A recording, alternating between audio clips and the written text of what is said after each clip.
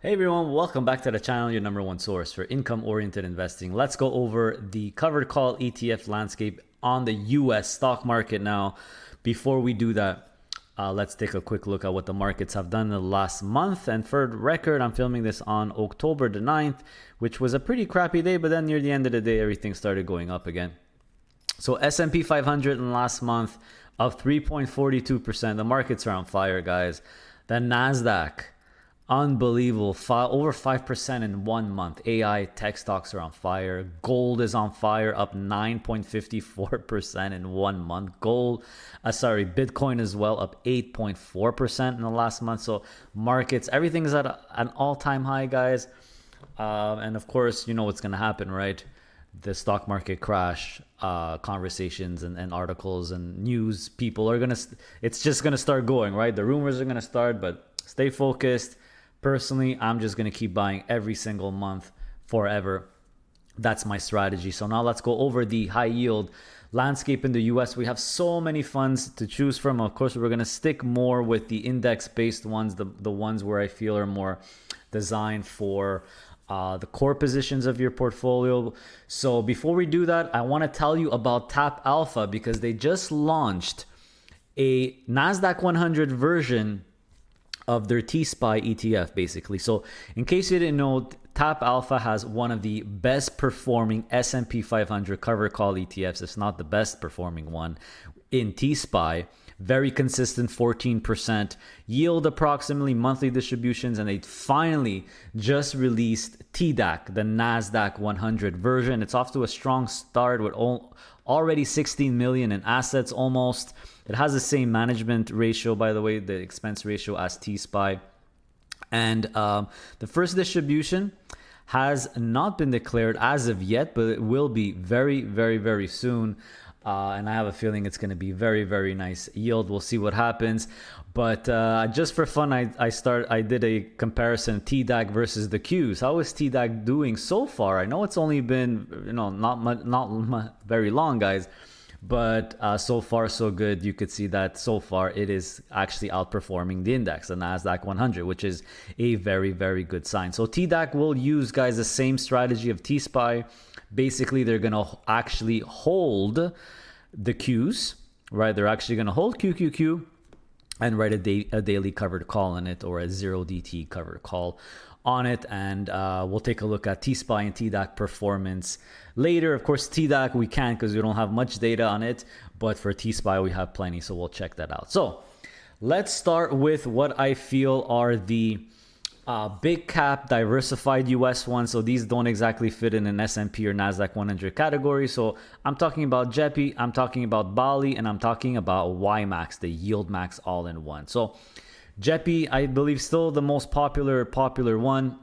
You're always going to get a yield of about 7 to 9%. Same thing for Bali, right? This is just BlackRock was trying to copy or come out with their own version of JEPI. Then, of course, you have YMAX, which YieldMax just announced, by the way. YMAX was weekly already, weekly distribution. But all YieldMax ETFs, except for their Target 12 ones, I believe, are going to weekly. So great news if you own some of those single YieldMax ones. But YMAX, to be honest, my opinion here, I think is YieldMax most best product because it's just like, give me everything.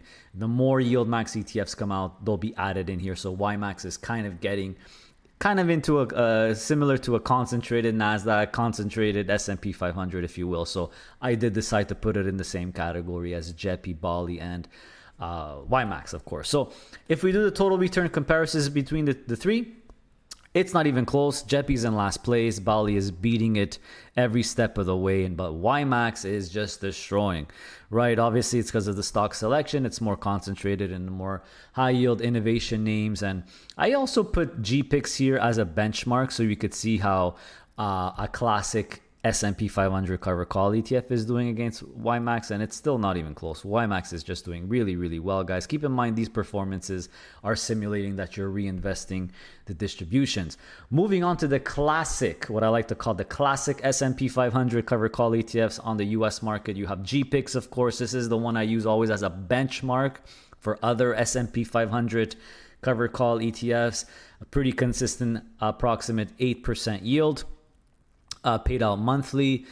You have SPY from Neos, a little bit more covered calls, which means a little bit more yield, a little bit higher fee as well. You're always going to get that typical 12% yield, typical 8% yield. This one has 35 basis point fee, 0.35, just like JEPI. SPY has 68 basis points. You have IVVW, which I'm not personally a big fan of. And just in case you didn't know, for each category, it's a max of 5 ETFs. The top 5 in my opinion. So right now we have GPIC, SPY, IVVW. This is a rinse and repeat strategy. I'm not a fan of passively managed or rinse and repeat cover call strategies. It does have the lowest management fee. The yield is pretty high, but it's not consistent like GPIX and SPY. It's a bit all over the place. And then you have the very exotic YSPY, which does puts, which is extremely high yield, weekly distributions. I'm putting it in the classic category because I don't think it's a 0 DTE. They're just doing the put options on the highly leveraged S&P 500 ETFs. So if you do a total return comparison, so IVVW is in last place by far. SPY and GPIX are really, really close in terms of return. GPIX has a little bit of an edge. We don't have the 1 year or even year-to-date data for YSPY, but if you look at YSPY in the last 3 months, it's basically outperformed. It's doing really, really, really well. We'll keep an eye on it. I want at least 1 year of data. What I've personally noticed is that YSPY does really well when the market goes up and it goes even more down. It's kind of amplified YSPY, right? So if obviously the markets are doing really, really well, YSPY is going to do well. But I think if there's a correction, it's going to suffer a bit more. But hey, time will tell. I'm just guessing here. We'll keep a close eye on YSPY for sure. All right, moving on to the 0 DTE S&P 500 cover call ETFs. You have XDTE from Brownhill, which is a weekly distribution, typically near the 20-25% yield mark. You have SPY-T from Defiance. This targets 20% yield approximately annually, paid monthly. You have iSpy from ProShares, which is, I believe, the lowest fee 0 DTE cover call ETF. Typically the lowest yield as well at 10, and it changes very, very frequently. The distributions are a bit all over the place, whereas SPY is a little bit more consistent. Even XTT has been fairly consistent lately as well. Sometimes, fairly consistent weekly distributions. You have SDTY, which is a similar strategy to XDT, that's from YieldMax. And then, of course, you have TSPY from Tap Alpha, which passed 100 million in net assets. It's growing pretty rapidly. You have a very consistent monthly payout, and the yield is approximately 14%. And if we do a total return comparison, guys, it's not even close. T-SPY at the head of the pack. We have 1 year of data for all of them except the YieldMax one. But the YieldMax one, I expect similar performance to XDT. But it's not even close, guys. T-SPY is just blowing them all away. You see the 1 year. It's doing really, really, really well. It was actually beating the SPY at one point. It's almost getting there as well. So, very, very impressed with the guys at Tap Alpha. Obviously, I think they've mastered the 0 DTE strategy. Moving on to the NASDAQ 100, one of, if not my favorite index of all time. I did decide to put JEPQ and QDVO in this category, although they're not exactly the NASDAQ 100, but they're just really good. I'll put him in the category. Well, QDVO is actually. So JEPQ, again, not exactly the NASDAQ 100, but a lot closer than JEPI to the S&P. Your typical 9 to 11% yield with varying distributions, right? They don't really have much consistency, but it's not crazy all over the place. You have QDVO, which has actually been pretty impressive. Lots of inflows. You already see that it's 343. I don't even think it's been out for a year, maybe a little over a year. So again, this is not exactly the NASDAQ 100 index, but you have a fairly consistent 12% yield. They're picking stocks and they're actually doing really, really well. We'll see the total returns in a second. You have the classic, right? This is the GPIC from Goldman Sachs. This is what I use typically as my benchmark, just like I use GPICs as my benchmark for the S&P. Very consistent monthly distribution, about 10% yield. And of course, you have QQQI. I know this is a big favorite in terms of your classic NASDAQ 100. It's pretty much like SPY, except the yield's about, same strategy, except the yield's a bit higher because of NASDAQ 100. It's a little bit more volatile. fairly consistent 14% yield here. And you also have TQQY from Granite Shares, right? Just like their S&P 500 one, they're doing puts on leveraged, highly leveraged triple Q or QQQ ETFs. So there is QQA as well. I just wanted to let you know that I'm actually kicking this one out of the group because of the lack of performance and the lack of creativity. So this one, the yield is about 12%. But if we do a total return comparison, for example, to GPIC, it's not beating GPIC. If we do a total return comparison to QQQI from NEOS, which has higher yield, it's beating QQA as well. So to me, this one is really pointless. I'm going to kick it out of the group. I think Invesco's, maybe their specialty is managing the Qs, but definitely not covered calls, because even in the Canadian side, their NASDAQ 100 covered call one doesn't do too well. So maximum 5 per group. So in terms of the classic ones, this one's gone. So total return comparison now, JEBQ falling behind. That's just what happens when you pick the stocks instead of just going for the NASDAQ. But maybe there's something to say, because QDevo is not exactly the NASDAQ, and it's actually outperforming everyone. We have 1 year of data with GPIC and QQQI in a dead heat. So yeah, you could see how JEBQ and JEPI are just not as good as the Goldman Sachs ones. But QDevo, pretty impressed. Very consistent 12% yield. We'll see what happens. We'll keep an eye on this one if long-term stock picking instead of just doing the NASDAQ works. And just like the S&P one, we only have 3 months of data, but TQQY has been extremely impressive in the last 3 months. You see that it's outperforming everyone. So we'll keep a very, very close eye on it. My only concern for that is how does it do in a bear market? This is why we need at least 1 year of data. And of course, if we have 3 years, it's even better. 5 years, it's even better. Moving on to the 0DTE NASDAQ 100 covered call ETFs. And by the way, all of these, I believe, are good foundational positions for your portfolio because they're diversified, right? They're index-based. It's really up to you to choose which ones you feel is best. And if you want to see a video where I dig a little bit more deeper in the S&P 500 and NASDAQ 100 covered call ETFs in the American stock market, I have 2 videos that I just published, the Great S&P, the Great NASDAQ. So just look for those. And if you're American, you didn't know that I have a specific playlist just for US content. So click on the name of my channel, click on playlists, and you'll see one playlist specifically for US content only, and you'll find those videos there. So moving on, 0DT, of course, NASDAQ 100, you have QDTE, which just like XDT have a consistent weekly high distribution rate, typically around 30.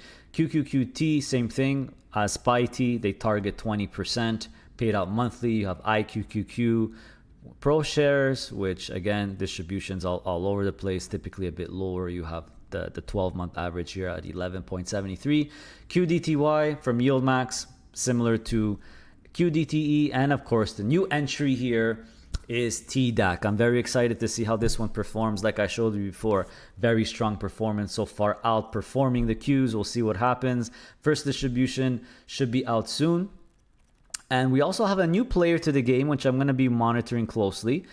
QLDY. This is the NASDAQ 100 Lightning Spread Income ETF.